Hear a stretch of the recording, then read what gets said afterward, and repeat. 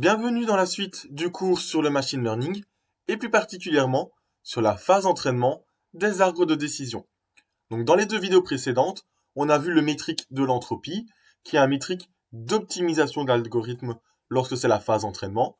Et dans cette vidéo, on va voir un deuxième métrique qui est l'impureté de Gini. C'est en fait le métrique par défaut dans la librairie sklearn. Donc l'impureté de Gini sera un métrique qui va permettre à l'algorithme de savoir où se trouvent les meilleures séparations. Et donc ce qu'on va faire maintenant, c'est qu'on va tout d'abord analyser la formule, et ensuite on va appliquer la formule à un cas concret. Donc la formule de l'impureté de Gini, c'est la suivante. On va faire pour chaque nœud enfant, on va regarder les probabilités d'appartenance à chaque classe, on va en faire le carré, et après on va en faire la somme. Et ensuite on fait 1 moins cette somme-là, et ça nous donne l'impureté de Gini. Alors on va prendre le cas où on a deux classes dans le nœud enfant. Donc ici, en dessous, on a la probabilité d'appartenance à la classe 1, et au-dessus, on a la probabilité d'appartenance à la classe 2. Ce qui veut dire que si ici, on a 6% de probabilité d'appartenance à la classe 1, on aura 0,94 probabilité d'appartenance à la classe 2 du coup. Donc 94%, 6% et 94% pour obtenir 1. Alors la courbe de l'impureté de Gini sera la suivante. Et on peut voir ici qu'on a un pic à cet endroit-là. C'est pile lorsqu'on aura 50% de chance d'appartenance à la classe 2 et 50% de chance ou de probabilité d'appartenance à la classe 1. Donc lorsqu'on est en 50-50, on a un pic et la valeur maximale sera de 0,5. Par contre, si on a 100% de probabilité d'appartenance à la classe 1 et donc 0 pour la classe 2, on se trouve ici avec une impureté de 0. Et si ici on a 100% de probabilité d'appartenance à la classe 2 et 0 pour la classe 1, même chose, on aura une impureté de 0. Donc c'est exactement comme l'entropie. L'idéal sera d'avoir une impureté la plus faible possible, la plus proche de 0. Et donc ici, on va refaire un exemple avec la même base de données que pour l'entropie. Donc on a cette base de données-ci, donc c'est le nœud racine qui contient tous les cas, donc 31 points mauve, 24 points vert et 35 points jaunes. Et le but, c'est qu'on puisse trouver la meilleure séparation. Alors, on va étudier pour deux cas différents, on va appliquer l'impureté de Gini et on va voir quel cas est le meilleur, donc comment l'algorithme fait pour choisir sa séparation. Et on va commencer par ce cas-ci. Donc lorsqu'on met la séparation à cet endroit-là, on obtient cet arbre de décision suivant. Donc on a le nœud racine ici qui contient tous les points de la base de données, donc les 31 points mauves, 24 points verts et 35 points jaunes. Et ensuite, on a la décision. Donc on va avoir la première branche avec tous les cas dont la variable x1 est inférieure ou égale à 2,8. Donc on aura les 31 points mauves uniquement. Et on a la deuxième branche pour lesquelles on aura tous les points dont la variable x1 est supérieure à 2,8. C'est-à-dire on aura tous ces points-ci, donc 24 points verts et 35 points jaunes. Et donc on peut calculer les impuretés de Gini pour chaque nœud enfant. On va commencer par le nœud de gauche. Donc la formule c'est quoi? C'est 1 moins la somme des probabilités d'appartenance à chaque classe au carré.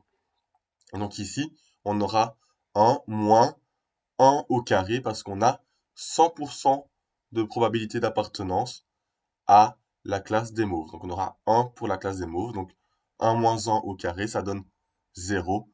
Ce qui veut dire qu'ici, on a un nœud pur. Ensuite, on va regarder pour ce nœud-ci. Et dans ce cas-ci, on aura quoi? On aura 1 moins 24 sur 59 au carré. Donc c'est la probabilité d'appartenance à la classe des verts. Moins 35 sur 59 au carré. Ça, c'est la probabilité d'appartenance à la classe des jaunes. Et donc, on aura une impureté de Gini de 0,48. On va étudier un deuxième cas. Et dans ce cas-ci, au lieu de mettre la séparation ici à 2,8, on va la placer à 3,9, ce qui nous donne cet arbre de décision suivant. Donc, on a toujours le nœud racine qui contient tous les cas de la base de données. Et ensuite, on va avoir la décision suivante. Donc pour la première branche, on va mettre tous les cas dont la variable x1 est plus petite ou égale à 3,9, c'est-à-dire 31 points mauves et 2 points verts. Dans la deuxième branche, on a tous les cas pour lesquels la variable x1 est supérieure à 3,9, donc 22 points verts et 35 points jaunes. Comme les probabilités dans les nœuds ici ont changé, du coup, les impuretés de Gini ont changé également. Et donc, on va regarder ici les deux nouvelles valeurs d'impureté de Gini. Donc, pour le premier sous-ensemble ici à gauche, on aura 1 moins 31 sur 33 au carré. Donc ça, c'est la probabilité d'appartenance à la classe des mauves. Moins 2 sur 33 au carré, probabilité d'appartenance à la classe des verts, ce qui nous donne une impureté de 0,11. Si on regarde maintenant pour ce nœud-ci, l'impureté sera de 1 moins 22 sur 57 au carré, moins 35 sur 57 au carré, ce qui nous donne 0,47. Et donc si on compare les deux cas pour le nœud de gauche, donc ici on a une impureté de 0, et là on a une impureté de 0,11. Ce qui veut dire que dans ce cas-ci, c'est ce nœud-là qui est le meilleur.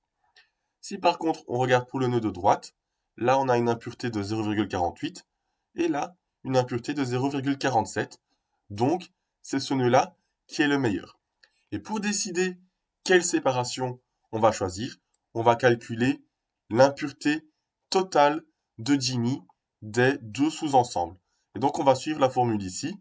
Ça va être la somme des probabilités d'appartenance à chaque nœud fois l'impureté de Gini du nœud. Autrement dit, le PJ, c'est le nombre de cas qu'il y a dans ce nœud divisé par le nombre de cas du nœud racine.